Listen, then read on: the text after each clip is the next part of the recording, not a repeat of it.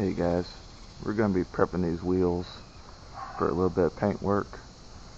Got these off different bikes, so I have some extra axles and spacers and whatnot. So just going to kind of strip these wheels down, get them ready for paint, throw some fresh paint on them, and get them looking good again.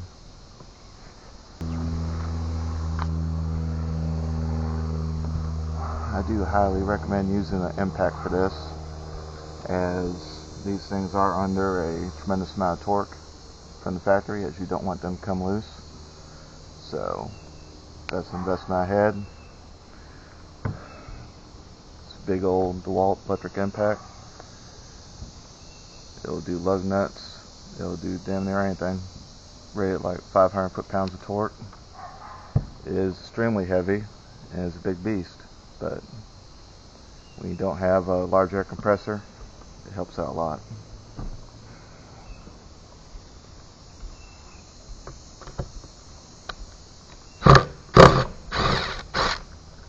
Just like so, takes these bolts right out. If you try to do this with a breaker bar, you'd be out here all day trying to get proper leverage on it, lock it down somehow, keep the wheel from turning,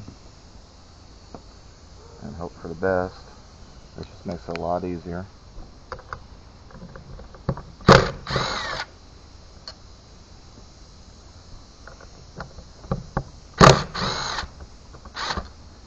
You can take this off and do this without taking all this off, but it's just going to be a lot cleaner if you strip it down.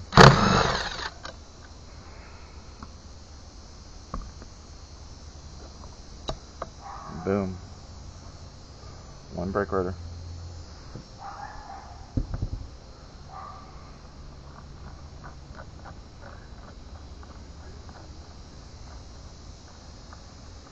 Got these wheels off a new buddy I met named Tony off of Suzuki Katana owners group on Facebook.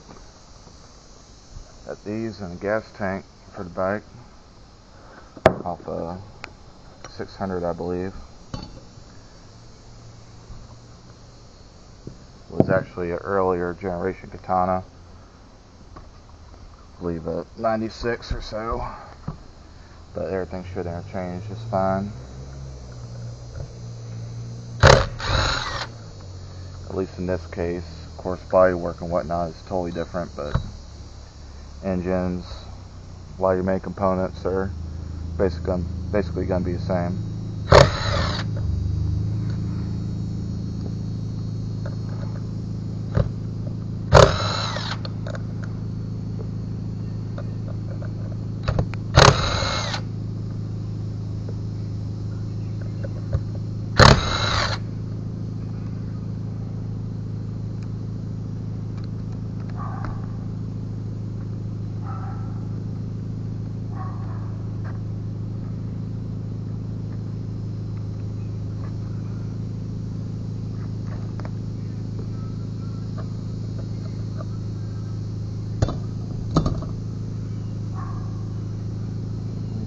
I've got this already. Of course, while you're in here, you want to check your bearings, make sure you're not gritty. If they feel gritty, they're done for. So check them, make sure they're free, feel good. You should be fine still, so don't have to worry about that. That's always a plus.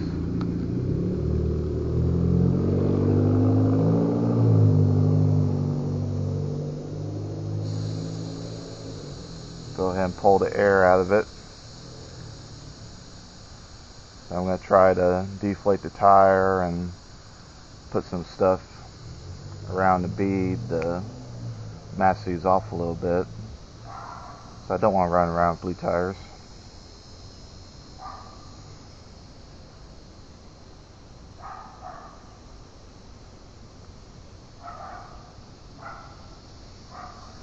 I was going to pull my valve stems out, but that has disappeared in my garage somewhere, or my shed rather. Haven't got that fancy to have a garage yet. One of these days.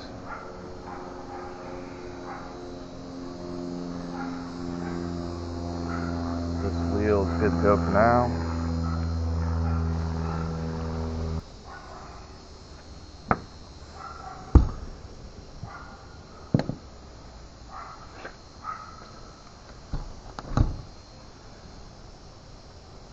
Got a rear.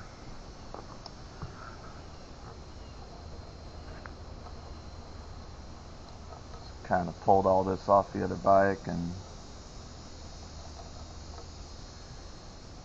he was nice enough to throw it all on here just in case I needed it.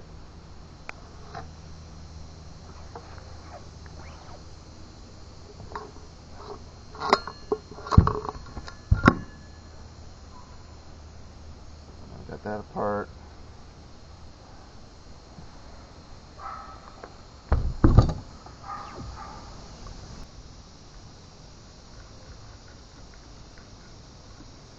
Not too worried about making sure this is all correct, as I'm going to compare everything to my other axle that's on the bike, make sure it's all proper. But if I need extra parts, I have them. If I don't need extra parts, then there'll be more stuff I get to hold on to for no apparent reason, as tends to happen when you have a lot of projects. Then you just start collecting things. Might use them, might not, who knows. But you have them. I will say this rear sprocket is not too bad looking at all. It's got some good teeth left on it, so I'm probably gonna go ahead and reuse this.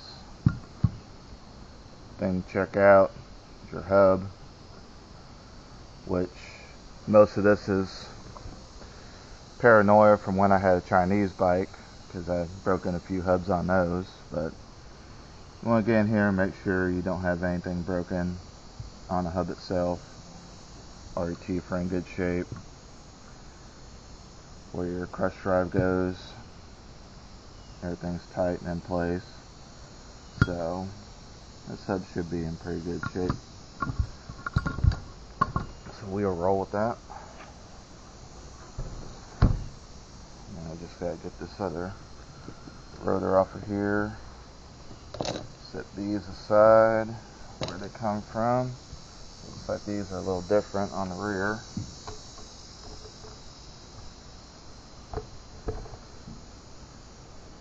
And when using a hex, you want to make sure get the slip in all the way.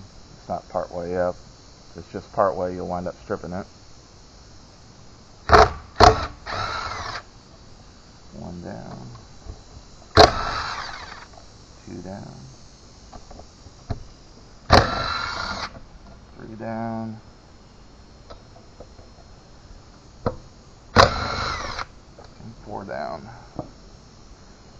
That being said, use front disc or 5-hole. Rear is only a single disc or 4-hole.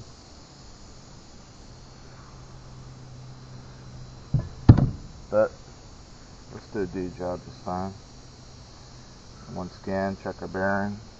Make sure it feels good. That one does.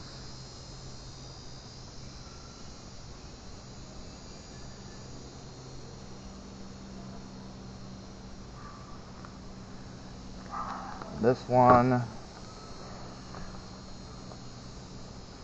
I do feel a little bit of graininess in it. It's not much, probably fine, but will be on its way out down the road, I think.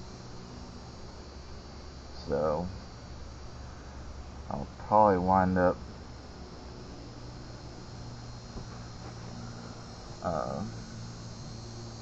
potentially knocking that bearing out, replacing it.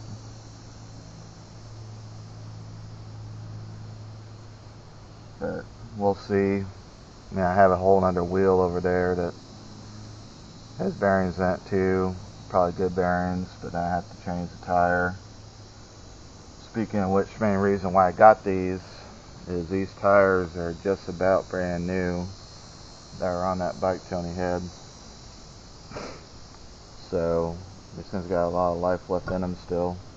They still got the nubs on them. which they are akin to cruiser tires. I have to look up and see what the speed rating is, but it should make a solid street tire at least. I wouldn't put them on the racetrack at all, but for a street tire this should do well. I believe the cruiser was more of a standard bike or cruiser type tire, I believe. I know they come up for my Vulcan all the time, so do a little bit of research on them, see what kind of tire it is exactly. So I don't remember what the ratings were as far as what 69H means and whatnot. The other thing you inspect, pull the wheel off, is your crush drive. It's just going to be these little rubber pieces, which it should just kind of hang out in here. And if these are bad, they'll be completely crushed out, but these don't look too bad shape, so probably reuse them. Main thing is a little bit of great bearing here, but it's probably still fine regardless. It is going away as I work it, so it might just be a little bit dirt in the wheel too.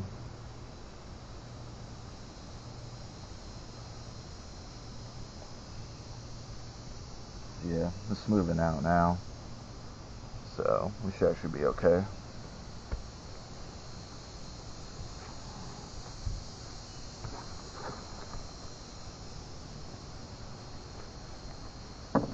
Goes there, let some air out. It's also a good sign when something sits and it's still got air in it. It means you have no leaks. And of course, keep in mind when you debeat a tire, if you break the bead on it, you have to make sure that tire and that wheel are really clean. Get any dirt in there, anything that's going to cause it not to seal, it won't seal. And you'll be chasing it trying to get it sealed back up again. So you always want all this stuff to be real clean.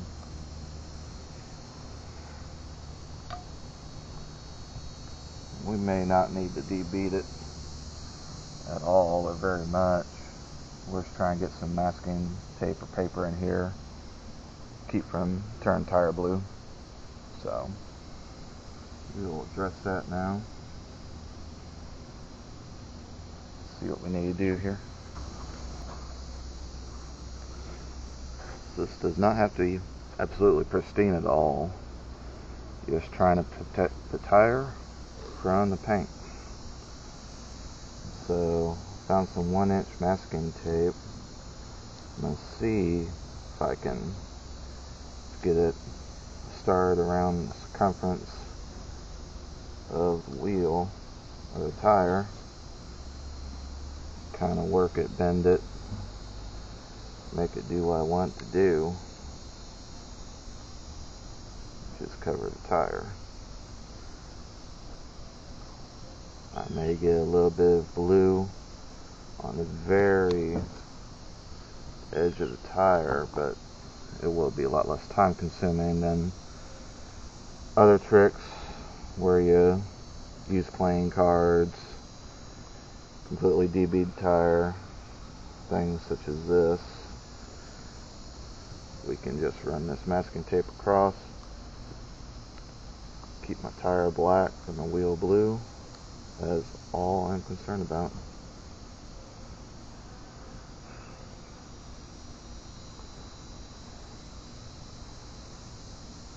Masking tape can be forgiving when you're trying to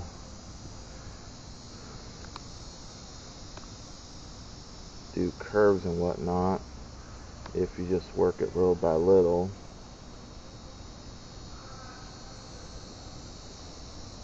Keep it down where you want to put it down.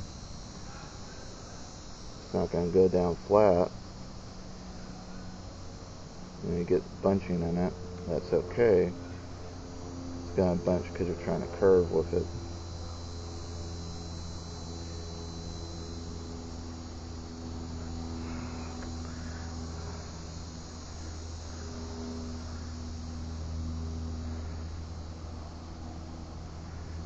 Take it a little bit at a time. Get everything pushed in. If you do get paint on the tire, it's not the end of the world though. You can carefully try to take it off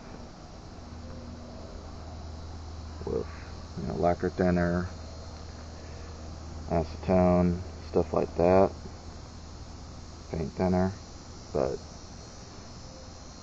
you have to do that while it's wet, and then of course you run the risk of taking off paint in the process where you don't want to take it off. Right there, I have a little bit of a issue where I didn't quite cover that well, but you can always go back and add more tape.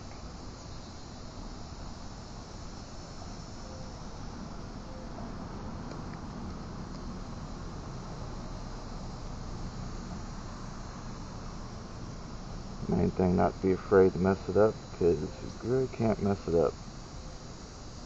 Worst comes to worst, get paint on your tire, and chances are tire flexing will cause the paint to flake off anyway, but you just don't want to have a bunch of overspray all over it. That just looks like trash.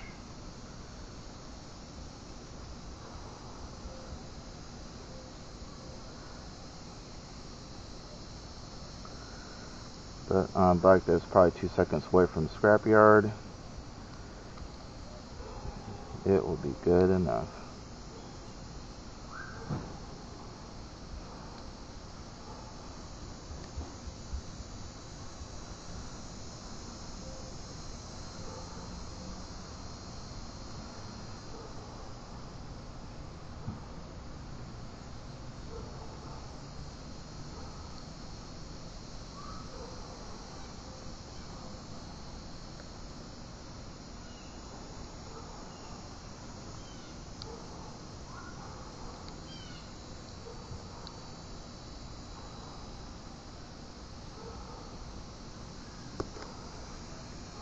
And in a few minutes time, we have already made one round across the entire area of the tire and protect it from overspray. So now for the little spots you notice, just take you a little bit of tape now and just layer it up.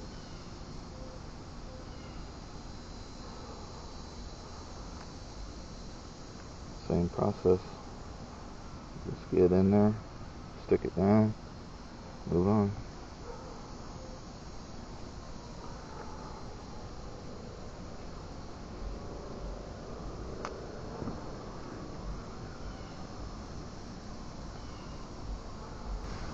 You have to look at expectation too. How many people are going to be looking at your bike, looking down here in this seam to see if you miss a spot or not? It's probably going to come down just about nobody. Whenever you're working on something, your biggest critique is going to be yourself. Sometimes you gotta fight yourself. If you're just going to waste a lot of time on something that really doesn't even matter, is it really worth your time to chase it and make it absolutely perfect when you're the only one in the end that's ever going to pay enough attention and notice it? It should be acceptable enough, I do believe. And really, thinking about using paper on this, but I think I can control it well enough to just run more tape.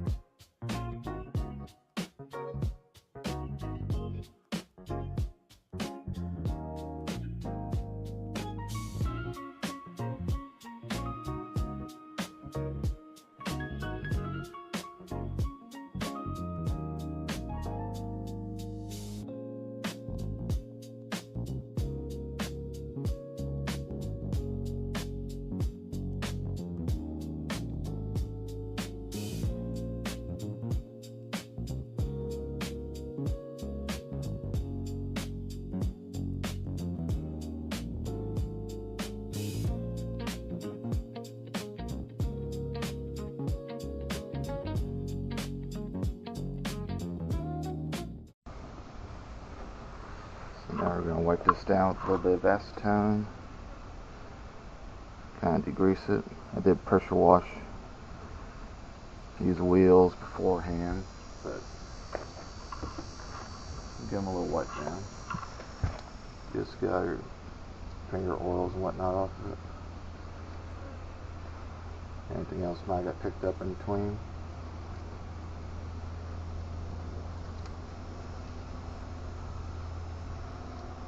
Regardless of pressure washing, it still has a little bit of stuff on here.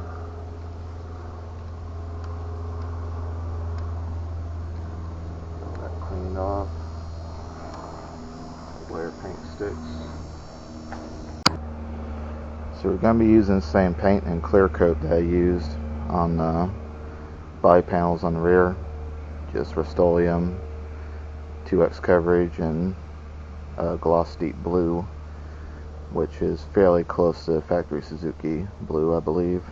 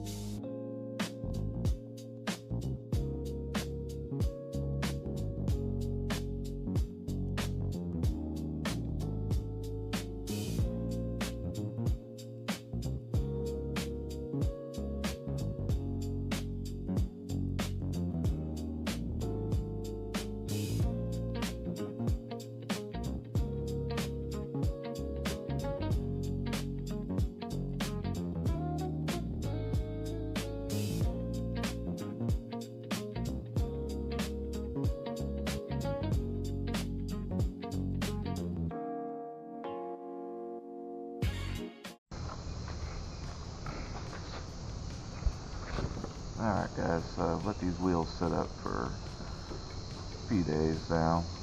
Just not touching them, letting all the paint set up properly. So I'm just going to demask them.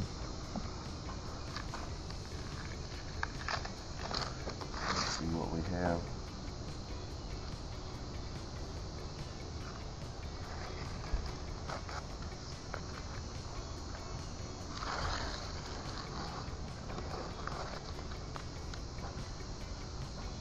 A little bit overspray, too bad.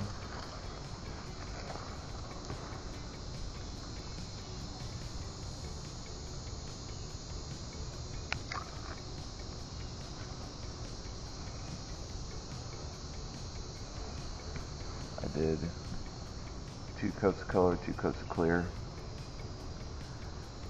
So nothing too crazy on these. I didn't get some junk on them, but that was long after I painted, so this needs to be washed up a little bit now.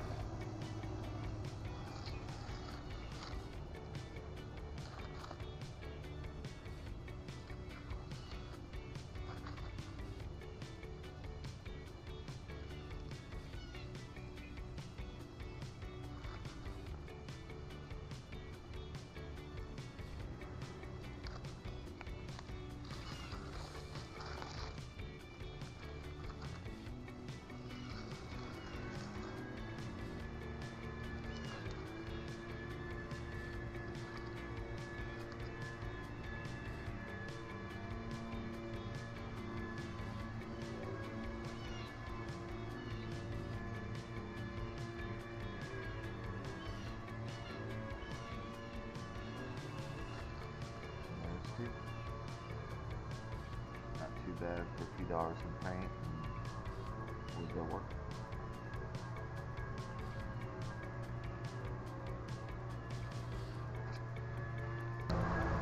as usual, thank y'all for watching Phil's House. We'll see y'all next time.